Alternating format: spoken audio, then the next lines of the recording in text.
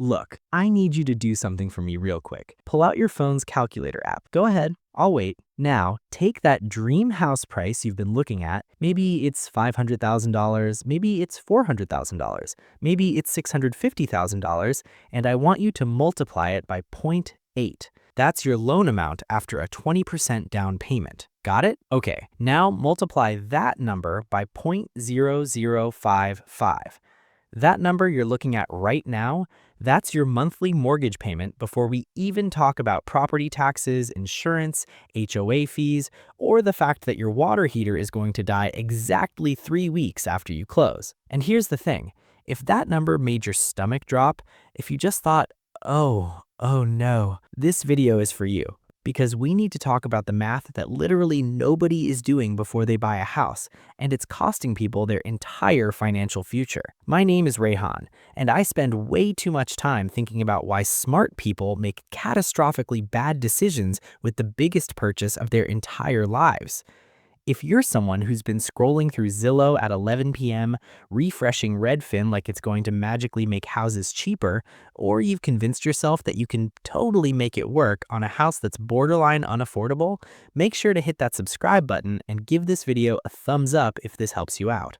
Because today, we're going to do the math that your real estate agent really doesn't want you to do. And I promise you, by the end of this video, you're going to look at home affordability in a completely different way. Let's get into it. So here's what everyone tells you about buying a house. If you can afford the monthly payment, you can afford the house, right? That's the conventional wisdom. Your lender approves you for a certain amount. Your real estate agent shows you houses in that price range, and boom, you're a homeowner. Except, here's what most people don't realize. That monthly payment calculation is designed to qualify as many people as possible for as many houses as possible. It is not, and I cannot stress this enough, it is not designed to help you build wealth or maintain financial flexibility. Let me show you what I mean. The typical mortgage lender will approve you for a house where your total housing costs are up to 28% of your gross monthly income. Some lenders will go as high as 31% or even 33% if you have good credit. This is called the front-end ratio. Now, you might be thinking, okay, 28% doesn't sound that crazy. But hold up, let's do the actual math with real numbers because this is where it gets really interesting. Let's say you make $100,000 a year. That's a good income, right? You're solidly middle class, probably upper middle class depending on where you live. Your gross monthly income is $8,333. So 28% of that is $2,333. That's what the bank says you can afford in total housing costs per month. Now, here's the thing. That $2,333 isn't just your mortgage payment. That's your mortgage payment plus property taxes, plus homeowner's insurance, plus HOA fees if you have them, plus mortgage insurance if you put down less than 20%. So let's break this down. In a state with reasonable property taxes, let's say Texas or Illinois, you're probably paying 2 to 2.5% of your home's value annually in property taxes. On a $500,000 house, that's about $1,000 a month right there. Homeowner's insurance? Depending on your state and the house, you're looking at $150 to $300 a month. Let's call it $200. HOA fees? The median is around $250 to $200 a month, but they can easily be $400 to $600 or more. PMI, if you're not putting 20% down, another $200 to $400 a month on a $500,000 house. So before we even get to your actual mortgage payment, we've potentially spent $1,400 to $1,850 of that $2,333 budget. That leaves you with maybe $500 to $900 for the actual mortgage payment, which means you can actually only afford about a $90,000 to $160,000 loan. See how the math falls apart? Okay, I'm being a bit dramatic there to prove a point. Let's do the real calculation for a $500,000 house with more realistic assumptions. You're putting 20% down. That's $100,000. That means you're borrowing $400,000. Current mortgage rates are, let's say, around 7% for this example. Your principal and interest payment on a $400,000 loan at 7% for 30 years is about $2,661 per month. Add in property taxes at 1.5% annually on $500,000, that's $625 a month. Homeowners insurance, $250 a month. No HOA for this example. Total monthly housing payment, $3,536. Now, to qualify under the 28% rule, you'd need a gross monthly income of $12,629, which is $151,543 per year. But here's where everyone makes the first critical mistake. They think about gross income instead of net income. Look, your gross income isn't what shows up in your bank account. After federal taxes, state taxes, Social Security, Medicare, and maybe a 401k contribution, someone making $151,543 is taking home maybe $8,900 to $9,500 per month, depending on their state. So you're taking home, let's say, $9,200 a month, and you're spending $3,536 on housing. That's 38% of your take-home pay, not 28%, 38%. Now, you might be thinking, okay, Rehan, 38% still doesn't sound completely insane. And you're right, it's not insane, it's just really, really limiting. And here's why. The monthly payment is just the beginning. I'm going to share a statistic with you that should honestly be illegal to hide from first-time homebuyers. According to a 2023 study by Bankrate, the average homeowner spends $6,000 annually on maintenance and repairs. That's $500 a month. And that's just the average. That includes people with brand new homes and people with old homes. If your house is more than 20 years old, you should budget closer to $800 to $1,000 a month. But Rehan, you're saying, the house I'm looking at is in perfect condition. The inspection came back clean. Cool, cool, cool. Here's the thing. Houses are designed to fall apart. I'm not being cynical. This is literally how buildings work. Your roof has a lifespan of 20 to 30 years and costs $8,000 to $15,000 to replace. Your HVAC system lasts 15 to 20 years and costs $5,000 to $10,000 to replace. Your water heater lasts 10 to 15 years and costs $1,200 to $2,500 to replace. Your dishwasher, refrigerator, washing machine, dryer, all of these have lifespans and all of them cost money to replace. And here's the really fun part. They don't fail on a schedule. They don't fail one at a time, politely waiting for you to recover from the last expense. They fail randomly, often in clusters, usually right when you can least afford it. So let's add that $500 maintenance budget to our calculation. Monthly housing payment, $3,536. Monthly maintenance budget, $500. Total, $4,036. That's now 44% of your take-home pay. But wait, we're not done. Because here's what nobody tells you. When you buy a house, your other expenses go up too.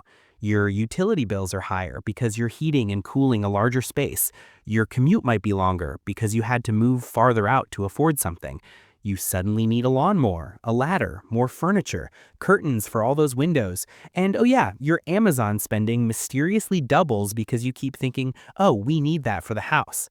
According to the Bureau of Labor Statistics, homeowners spend an average of 62% more on housing-related expenses than they did as renters, even accounting for rent payments. So should we add another $300 to $500 a month for increased utilities and lifestyle inflation? We are now at $4,336 to $4,536 per month. That's 47 to 49% of your take-home pay on housing, half your paycheck. Now here's where it gets really interesting, and this is the part that actually keeps me up at night. When you're spending 47 to 49% of your take-home pay on housing, here's what you're not doing: building wealth in any other way. Let's talk about what financial experts actually recommend. The 50-30-20 rule suggests 50% of your after-tax income should go to needs, 30% to wants, and 20% to savings and debt repayment. But if housing alone is eating up 47 to 49% of your take-home pay, you have 3 to 4% left for all your other needs: food, transportation, insurance, phone, internet, clothing, medical expenses. That's not going to work. So what do people do? They sacrifice the 20% that should be going to savings and investments. And this is the psychological shift that destroys people financially. They think, well, the house is an investment, so I'm still building wealth. And look, yes, houses can appreciate. Historically, real estate has appreciated at about 3 to 4% annually on average, which roughly tracks inflation. In some hot markets, you might see better returns.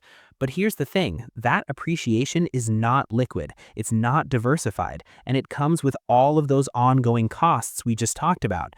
Meanwhile, if you had taken that extra $1,000 to $1,500 per month that you're now spending on the too expensive house and instead invested it in a diversified portfolio of index funds averaging 8 to 10% annual returns, you'd have $1.86 million in 30 years. Let me say that again, $1.86 million. But instead, you have a paid-off house worth maybe $1.1 million if we assume 2.5% annual appreciation on a $500,000 starting point, except you also spent $227,544 in interest on that mortgage, plus approximately $180,000 in maintenance over 30 years, plus all those increased utility costs. The math just doesn't math the way people think it does. And here's the part that really frustrates me. You also had zero financial flexibility for 30 years. You couldn't easily switch careers because you needed that steady paycheck for the mortgage. You couldn't take a risk on starting a business. You couldn't weather an unexpected job loss without panic. You were house poor, rich on paper, broke in reality. So look, I'm not saying don't buy a house. I'm saying buy a house you can actually afford using math that actually makes sense. Here's the rule I want you to follow, and this is going to sound conservative, but I promise you, this is how you build wealth while also being a homeowner. Your total housing costs, and I mean total, including maintenance, utilities, everything, should be no more than 25% of your take-home pay. Not gross, take-home. Let's run that calculation backwards for our $500,000 house example. Total monthly housing cost is $4,500, including everything. That should be 25% of take-home pay. So you need to take home $18,000 per month, which means a gross income of approximately $260,000 to $280,000 per year. Now you might be thinking, Rayhan, that's insane. Nobody making less than $260,000 can afford a $500,000 house? And my answer is correct. Most people cannot afford a $500,000 house and maintain financial health. They can make the payments, sure, banks will approve them, but they can't afford it in a way that allows them to build wealth, maintain an emergency fund, invest for retirement, and have breathing room in their budget. This is the uncomfortable truth that the real estate industry doesn't want you to know. But everyone I know bought a house they could barely afford and they're fine. Are they though? Are they really fine? Or are they stressed about money constantly, have no emergency fund, aren't saving adequately for retirement, and are one major repair away from credit card debt? Because according to a 2024 survey by LendingTree, 82% of homeowners say they have regrets about their home purchase, and the number one regret is buying a home that was too expensive. 82%. Okay, so here's what you actually need to do before you even start looking at houses. Step 1, calculate your true take-home pay, not your gross salary, what actually hits your bank account every month after all deductions. Step 2, multiply that number by 0.25. That's your total housing budget. Step 3, from that budget, subtract your expected property taxes, insurance, HOA fees, and a maintenance buffer of at least $400 to $500 per month. Whatever's left is what you can afford for your actual mortgage payment. 4, use a mortgage calculator to work backwards from that payment to a loan amount. That loan amount divided by 0.8, assuming you're putting 20% down, is the maximum house price you can afford. Let me give you a concrete example with more realistic numbers. Let's say you take home $6,000 a month. That's about $90,000 gross, which is close to the median household income in many parts of the US. 25% of $6,000 is $1,500 per housing budget. Let's subtract property taxes of $250 a month, estimate, insurance $150 a month, maintenance $400 a month, utilities $200 a month. That leaves you with $500 for your mortgage payment. At 7% interest over 30 years, a $500 monthly payment means you can borrow about $75,000. Adding your 20% down payment of about $19,000, you can afford a house that costs $94,000. Now, I know what you're thinking. Rehan, there are no houses for $94,000 where I live. I know, and this is the really hard truth. If you're making $90,000 a year, you probably cannot afford to buy a house in most major markets right now while also building wealth and maintaining financial security. That's not me being mean, that's just math. So what do? You have options. They're not all fun options, but they're options. Option 1. Increase your income. I know, easier said than done, but if home ownership is truly a priority, this is the most direct path. Side hustles, career changes, skill development, negotiating raises, whatever it takes to get your income to a level where the math works. Option 2. Move to a lower cost of area. Again, not fun, but if you're making $90,000 in San Francisco, you're house poor. If you're making $90,000 in Columbus, Ohio, you can actually afford a nice house and build wealth. Geography matters enormously. Option 3. Adjust your expectations. Maybe you don't need a single-family home. Maybe a condo or townhouse makes more sense. Maybe you buy something smaller than ideal and build equity before trading up. Option 4. Wait and save. This is the option nobody wants to hear, but sometimes the smartest financial move is to keep renting, aggressively save and invest, and wait until you can afford something without destroying your financial future. And here's what I want you to understand. Renting is not throwing money away. You know what's throwing money away? Spending $227,000 on mortgage interest over 30 years on a house you couldn't really afford, while having zero emergency fund, no retirement savings, constant financial stress, and no ability to invest in opportunities because every dollar is going to that house payment. The psychological shift you need to make is this: a house is not automatically a good investment just because it's real estate. A house is a good investment when it fits within a broader wealth building strategy that includes diversification, emergency funds, retirement savings, and financial flexibility. Let me show you one more calculation that I think really drives this home. Person A buys a $500,000 house with 20% down, stretching their budget, spends 47% of take-home pay on housing, has no money left to invest.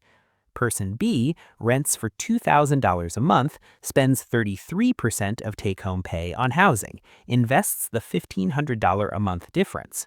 After 30 years, person A has a paid-off house worth approximately $1.1 million with 2.5% appreciation, but paid $227,000 in interest and $180,000 in maintenance. Net position, roughly $693,000 in equity. Person B invested $1,500 a month for 30 years at 8% annual return and has $2.04 million in a diversified, liquid investment portfolio. Person B is $1.35 million wealthier and had financial flexibility the entire time. Now, you might say, but person B still has to pay rent. True, but person B can also move for a better job without selling a house, can invest in starting a business, can weather a job loss without losing their home, has actual liquidity and diversification. This is the math that nobody does. This is the math your real estate agent definitely isn't showing you. This is the math that changes everything. Now look, I know some of you are thinking, but Rehan, what about tax benefits? What about forced savings through building equity? What about the emotional value of homeownership? Let's address these. Tax benefits: the 2017 tax law changes doubled the standard deduction, which means most homeowners don't even itemize anymore. And even if you do itemize, you're probably saving maybe $3,000 to $5,000 a year in taxes. That's real money, sure, but it doesn't fundamentally change the math we just went through. Forced savings through equity: this is only relevant if you have absolutely no self-control with money. If you need your house to force you to save because you'd otherwise spend every dollar, okay, maybe there's an argument there. But you know what's a better forced savings mechanism? Automatic investing, where the money comes out of your paycheck before you see it. Emotional value, this is real, and I'm not dismissing it. There is genuine value in stability, control over your space, and putting down roots in a community. But you need to be honest about what you're willing to pay for that emotional value. If it's costing you your financial future, is it worth it? And here's the thing that really frustrates me. The real estate industry has convinced people that you're not a real adult until you own a house, that renting is for kids and losers, that homeownership is the American dream. But you know what's actually the American dream? Financial security, options, the ability to take care of your family, building wealth, not being stressed about money all the time. And sometimes, often actually, renting gets you closer to that dream than buying a house you can't afford. So here's what I want you to do after watching this video. 1. Do the math I showed you. Real numbers, real budget. Be honest about your take-home pay and your actual expenses. 2. Figure out what you can actually afford using the 25% rule. Not what a lender will approve you for, what you can afford while still building wealth. 3. If the math doesn't work right now, that's okay. Make a plan. Maybe it's increasing income. Maybe it's relocating. Maybe it's adjusting expectations. Maybe it's waiting and investing aggressively while renting. 4. Stop comparing yourself to other people who bought houses. You don't know their financial situation. You don't know if they have family money, inheritance, or help from parents. You don't know if they're drowning in debt. Run your own race. 5. Remember that financial decisions should be based on math and your specific situation, not on timelines imposed by society or pressure from family or fear that you're falling behind.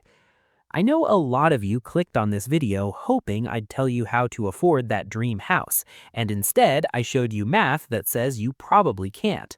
But here's the thing, I'd rather you be disappointed by a YouTube video than destroyed by a financial decision that takes you 30 years to recover from. The truth is, we're in a really difficult housing market right now. Prices are high, interest rates are elevated, and affordability is a genuine crisis for a huge portion of the population. This is not your fault, but it is your responsibility to make smart decisions with the reality we're in, not the reality we wish we had.